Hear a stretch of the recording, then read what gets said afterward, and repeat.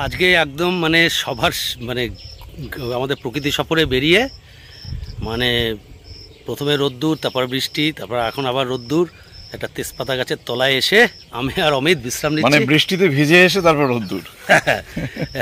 কিছুটা ভিজে গেছি, কিছুটা আশ্রয় নিয়েছিলাম, কিন্তু মন ভরে থাকার যে উপকরণগুলো আজকে আমরা পেয়েছি। শুরুতেই একটা সুন্দর গাছ দেখেছো অমিত, বলো? হ্যাঁ, আজকে জলপাই গাছ দেখলাম। জলপাই গাছ ফুলে ভরে আছে, আমি জীবনে প্রথম দেখলাম। আর টুনটুনি টুনটুনি ডাকছিল, অপূর্ব। হ্যাঁ, ওই ছোটো পাখি বীজ পরাগ এসব নিশ্চয়ই খায়। তো ওই গাছটা পুরো একদম মানে ঝুলন্ত ফুলের গয়না দিয়ে যেন আছে।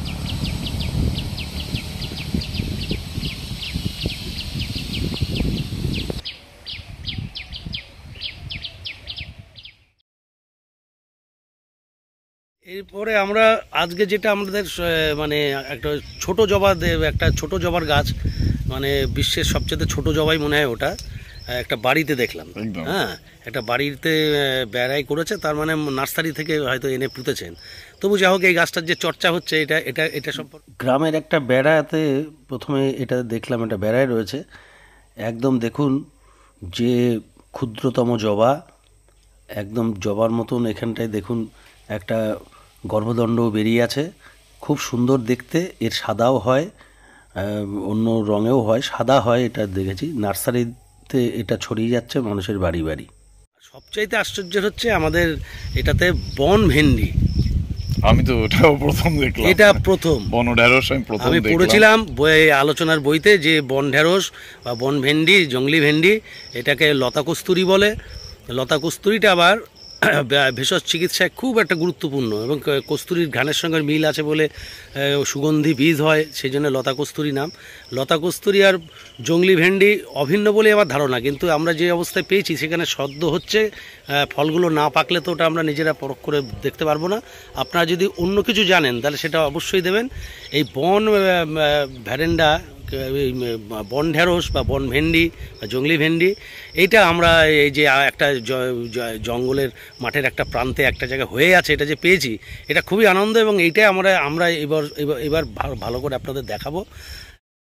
যেতে যেতে ঝোপে নজর রাখতে রাখতে আরও জঙ্গলে গিয়ে এই পেয়ে যাওয়াটাই একটা অসাধারণ ব্যাপার, এত আনন্দ লাগে। এই দেখুন, যখন এটার সামনে এসে আমরা পড়লাম এই জঙ্গলি ভেন্ডি বা বন ঢেঁড়স, মন আনন্দে ভরে গেল।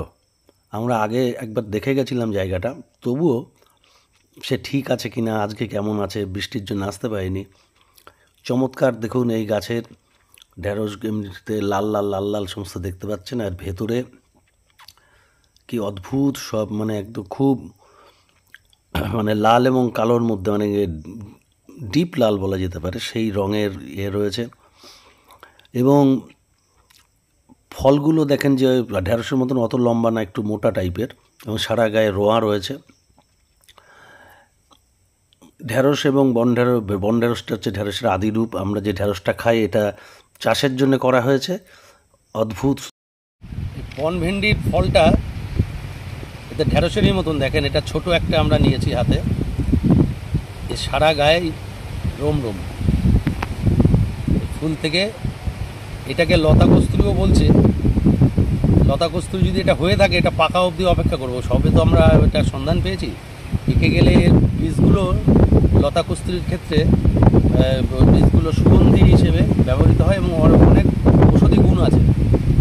জঙ্গলি ভেন্ডি বা বন ভেন্ডিকে বা বন ঢেঁড়সকে লতা কস্তুরি বলা হয়।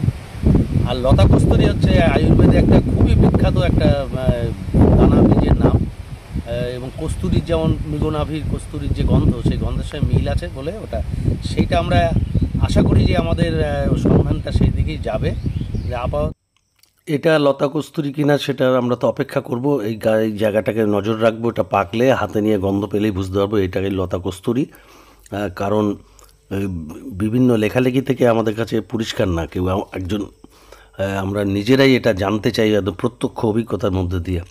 আপাতত এই প্রথম দেখতে পাওয়া এই বন ঢেঁড়স, যা জঙ্গলি ভেন্ডি বলা হয় হিন্দিতে, এর প্রচুর গুণাগুণ আছে। প্রোটিন, ভিটামিন এ, সি, ক্লান্তি দূর করতে কাজে লাগে। সবচাইতে হে নূতন। অমিত, আরেকটা জিনিস কিন্তু ভুলে গেছি আমরা বলতে, তুমিও মনে করতে পারোনি, একদম অপূর্ব বড় নখা। আমার কিন্তু এই নখা ভীষণ প্রিয়, ভীষণ প্রিয়। এত সুন্দর ফুল, দেখুন ফুলটা। পরে আমরা জলজ উদ্ভিদ নিয়ে একটু, বর্ষাটা একটু বাড়লে জলজ উদ্ভিদ নিয়ে, জলজ ফুল নিয়ে কাজ করব। কিন্তু যখন এর রূপে মুগ্ধ হয়ে দাঁড়িয়ে গেছি, কচুরিপানা শ্রেণীর একটা ফুল, এই জলজ ফুল এটা, যদি ওখানে জল নেই কিন্তু হয়ে আছে ওখানে। দেখুন কি সুন্দর বড় নখা।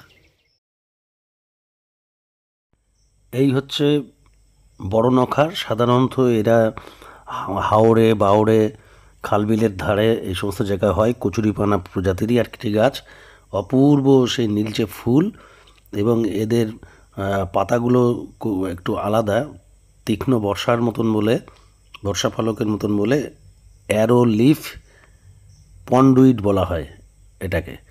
কিন্তু এর অপূর্ব রূপ, এখানে ধানের জমির পাশে এখানে একটা খাল মতন কাটা ছিল, হয়তো ডোবা মতন ছিল, সেইখানে হয়েছে এখন শুকনো অবস্থায়। অসাধারণ। সুস্থ জীবনের জানলা বিভূতি বাংলা।